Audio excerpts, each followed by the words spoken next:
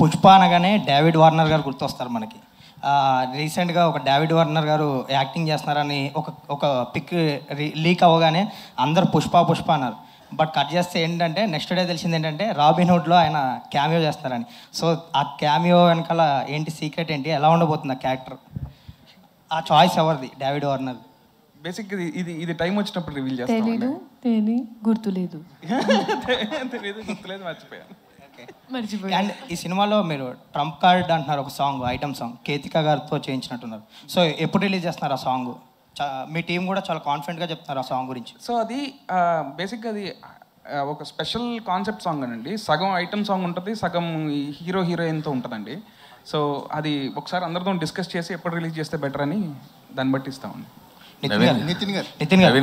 నితిన్ గారు మీరు extraordinary man టైంలో శ్రీలీల గారు సరిగ్గా డేట్స్ ఇవ్వలేదు అయ్యని ఫన్నీ వేలో చెప్పారు. ఈ సినిమాకి బాగానే ఇచ్చారా డేట్స్, కావాల్సిన డేట్స్? అప్పుడు చాలా బిజీగా ఉన్నారు ఆవిడ. మీరు ఆ ప్రెస్ మీట్లో కూడా చెప్పారు వెంకీకి. లేదు, ఈ సినిమాకి బాగా ఇచ్చింది డేట్స్ అండి, బాగా ఈ ఇయర్ మీరు చూస్తే లిటరలీ నేను ఏ సినిమా ఒప్పుకోలేదండి. నేను literally I put everything into this film. Nithin గారు అలా కామెంట్ చేశారు కాబట్టి ఇంకా ఈ సినిమాకే ఇచ్చారా? లేదు ఆయన అప్పటికి నాకు. నవీన్ గారు ఇక్కడ నితిన్ గారు సార్ అంటే ఒక budget wise biggest budget till date అంటున్నారు. అంటే ఒక కాంబినేషన్ వైజ్ కూడా వెంకీ గారితో ఒక సక్సెస్ఫుల్ కాంబినేషన్ వస్తుంది. అవునండి. ఎంత ఎక్స్పెక్ట్ చేయొచ్చు? అట్ ద సేమ్ టైమ్ ఒక ఆర్టిస్ట్గా సినిమా బై సినిమా గ్రోత్ అనేది పెరుగుతూ ఉంటుంది క్యారెక్టర్ వైజ్. ఈ క్యారెక్టర్లో ఒక ఆర్టిస్ట్గా మీరు గ్రోత్ అవ్వటానికి ఎంతవరకు ఛాన్స్ దొరికింది? ఫస్ట్ బడ్జెట్ అంటే బడ్జెట్ ఎందుకు అంత ఎక్కువైందంటే తిని రాసుకున్న కథ అండి. స్పాన్ అంటే ఫస్ట్ సినిమా చలో కొంచెం బడ్జెట్, సెకండ్ భీష్మ ఇంకొంచెం budget. So he's trying to grow as a director. So అలా తను రాసుకున్న కథ కానివ్వండి, నా క్యారెక్టర్ కానివ్వండి, చాలా రాసుకుంది ఒక పెద్ద కథ, పెద్ద స్పాన్ కథ ఇది. అండ్ నా యాక్టింగ్ వస్తే ఈ సినిమా నాకు ఎలా హెల్ప్ అవుతుందంటే నేను రాసిన క్యారెక్టరైజేషన్ అంటే ఇన్ని లుక్స్, ఇన్ని వేరియేషన్స్.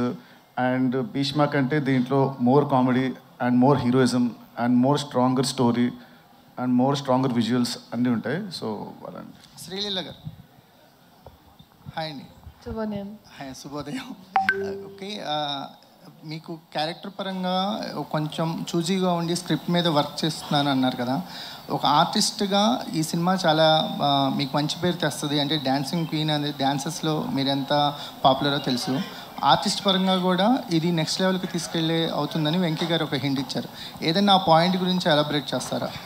ఆర్టిస్ట్గా నెక్స్ట్ లెవెల్కి వెళ్ళడానికి ఈ క్యారెక్టర్ మీకు ఎంతవరకు ఉపయోగపడుతుంది అని నేను నమ్ముతున్నానండి. End of the day everything నా వైపు నుంచి ఒక ప్రయత్నం. So I can say that అంటే లాస్ట్ ఇయర్ అయినా నేను ఒక డిక్టేటింగ్ ఎండ్లో లేను. అంటే నాకు ఇలాగే కావాలి, ఇలాగే చేయించుకునే ఒక I couldn't do that. But ఇక్కడ వీ హ్యాడ్ దట్ కంఫర్ట్.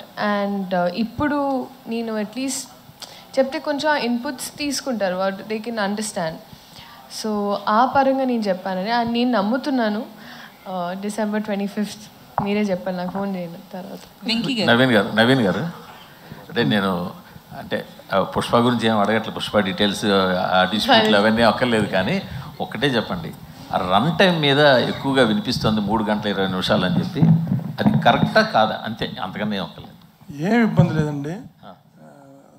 ఆ రన్ టైం గురించి సినిమా చూసినంత ఎవరు మాట్లాడరు. అది మీకు 2.5 గంటల సినిమాలాగా అయిపోతుంది. 100% కాన్ఫిడెంట్. అంటే 3 గంటల 20 నిమిషాలు 2.5 గంటలు అయిపోతుంది. అంటే అది ఎక్కడ మీకు బోర్ కొడతాం కానీ ఏమి ఉండదు. అంతే, ఓకే, అది కానీ ఒక్కర్లేదు. వెంకీ గారు అంటే మీరు చలో మొదలెట్టినప్పటికీ ఇప్పటికీ చాలా మొత్తం చేంజెస్ వచ్చేసాయి, అది మీకు తెలిసే, అందరూ చెప్పుకునేది ఇది. బట్ మీరు మాత్రం ఒక ప్యాటర్న్లోనే వెళ్తున్నారు. సో ఇప్పుడు ఆ ప్యాటర్న్లోనే ఈ సినిమా తీస్తున్నారు.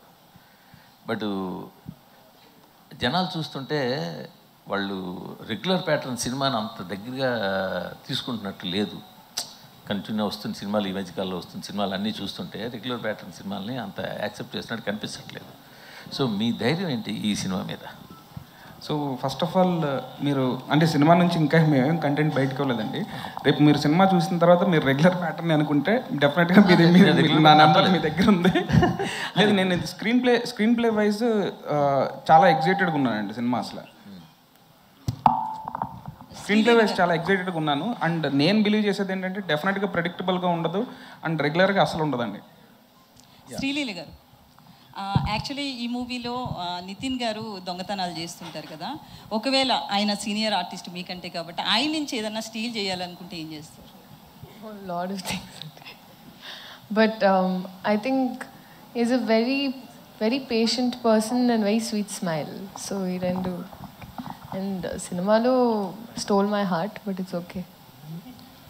అప్పటి నుంచి దొంగతనం నేను చూస్తున్నాను, డైరెక్టర్ గారు దొంగతనం అంటున్నారు, స్టీలింగ్ హార్ట్ గురించి చెప్పలేదు మీరు. నితిన్ ఇక్కడ లక్ష్మారాయణ సార్. ఇప్పుడు జనరల్గా తెలుగు సినిమాల్లో 1-2 క్యారెక్టర్లు చేస్తేనే జనాలు చూడట్లేదు పెద్ద పెద్ద హీరోలను. మీరు కూడా పెద్ద హీరోనే కాదనట్లేదు నేను, కానీ ఇన్ని క్యారెక్టర్లు చూస్తే జనాలు ఎట్లా రియాక్ట్ అవుతారు అనుకున్నారు? అంటే ఇన్ని క్యారెక్టర్లు అంటే ఈ క్యారెక్టర్ స్క్రీన్ మీద అంటే the won't stay for more than 2 minutes 3 minutes అంతే.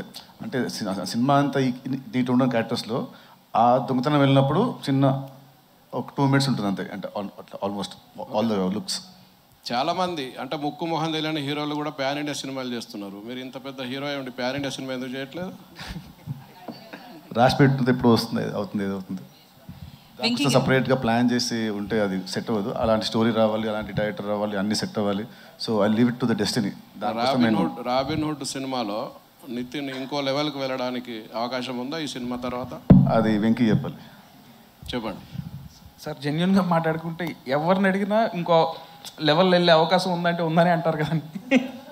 మనం కోరుకునేది కూడా వెళ్ళాలనే కదా. లేదు సార్, 100% అది నమ్మే ఉన్నాం సార్. డెఫినెట్గా ఇంకో లెవెల్ వెళ్తారని. ఆ లెవెల్ వెళ్ళడానికి మీ దగ్గర ఉన్న పాయింట్స్ ఏంటి? అది నితిన్కు ఉన్న క్వాలిటీస్ ఏంటి అందులో? అంటే నేను ఆయన మంచి కమర్షియల్ హీరో అని బిలీవ్ చేస్తానండి. సో ఆ కమర్షియల్ ఎలిమెంట్స్ అన్నీ సినిమాలో ఉంటాయి. అండ్ డెఫినెట్గా ఏంటంటే కమర్షియల్ సినిమాల్లో మేజర్ సెట్ బ్యాక్ వచ్చి ప్రెడిక్టబిలిటీ. బట్ ఈ సినిమాలో ప్రెడిక్టబిలిటీ ఉండదండి. Thank you. నితిన్ గారు, సో అంటే విజయాలు అపజయాలతో సంబంధం లేకుండా నితిన్ గారి కెరియర్ ఉంటుంది. సో ఈ మూవీ కంపల్సరీ హిట్ కొట్టాల్సిన అవసరం, ఎందుకంటే భీష్మ తర్వాత రంగ్దే బాగున్నప్పటికీ కూడా అది వేరు, బట్ ఈ సినిమా హిట్ కొట్టాలి. సో ఈ విషయంలో ఎట్లాంటి కేర్ తీసుకున్నారు ఈ మూవీకి? ఈ మూవీకి యాక్చువల్లీ సేమ్ భీష్మ అప్పుడు మేము ఇద్దరం కూర్చొని ఎంత కేర్ తీసుకున్నామో ఈ సినిమాకి నాకంటే ఎక్కువ హిట్ కేర్. ఎందుకంటే నాకు లాస్ట్ 10 సినిమాలు అంత ఆడదు కాబట్టి అన్నకి హిట్ ఇవ్వాలి, నాకంటే ఎక్కువ తీసుకుంటే యాక్చువల్లీ కేర్. నేను కేర్ తీసుకున్నాను, but more than me he was most stressed. అన్నయ్య సార్ కొడితే సార్ గట్టి కొట్టాలి, అలా ఇలా కాదు నెక్స్ట్ లెవెల్లో కొట్టాలి అని అదే అనుకుని ఫస్ట్ షూటింగ్ కథ రాస్తున్నప్పటి నుంచి షూటింగ్ అయ్యే వరకు ఇప్పుడు ఎడిటింగ్ నుంచి వరకు కూడా తను December 25 డెఫినెట్లీ చాలా పెద్ద రేంజ్లో హిట్ అవుతుందని మేము ఇద్దరు అనుకుంటున్నాం. All the best. కేకే గారు. Thank you. So basically writers ఎవరైనా స్టోరీ రాయాలంటే ఎక్కడెక్కడో విదేశాలకు వెళ్ళడం ఇట్లా చెప్తుంటారు కదా, మీరు పాటలు రాయాలనుకున్నప్పుడు ఏ మైండ్ సెట్తో ఎక్కడ ఉండి రాస్తారు? నేను ఇంట్లోనే రాస్తానండి. ఎక్కువ సినిమా ఆఫీస్లోనే ఎక్కువ రాయడం ఉంటుంది. సో సాంగ్స్ ఫారెన్లో తీస్తారు కానీ మేము ఫారెన్కి వెళ్ళి ఏం రాయము. సో డైరెక్టర్తో కూర్చొని రాస్తుంటాం జనరల్లీ. నితిన్ గారు,